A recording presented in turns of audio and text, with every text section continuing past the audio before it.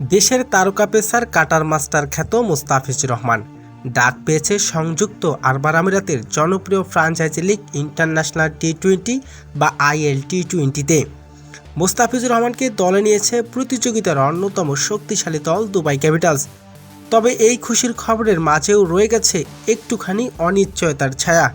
আসন্ন আসরে তিনি খেলতে পারবেন কিনা তা নিয়ে এখনও নিশ্চিত হননি।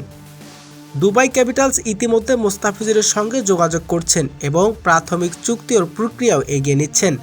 অন্যদিকে বাংলাদেশ ক্রিকেট বোর্ড BCB ও বিষয়টি নিয়ে আলোচনা করছেন।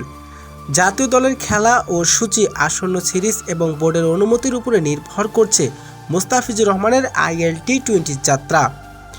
যদি সবকিছু ঠিকঠাক হয় তাহলে দুবাইয়ের জার্সিতে মরুভূমির মাটিতে বলের গতি আর কাটার বিপক্ষ ব্যাটারদের বেকায়দায় ফেলতে দেখা যাবে তাকে।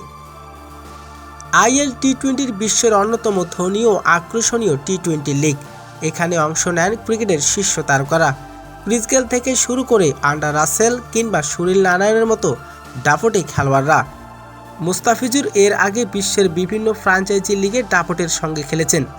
IPL, BPL, CPL, Lankan premier league সহ একাধিক টুর্নামেন্টে ম্যাচ জেতানোর পারফরমেন্স দিয়েছেন। এবার IL-T20-তে তার নাম উঠায় বাংলাদেশ সমর্থকদের মধ্যে তৈরি হয়েছে বাড়তি উত্তেজনা ও প্রত্যাশা।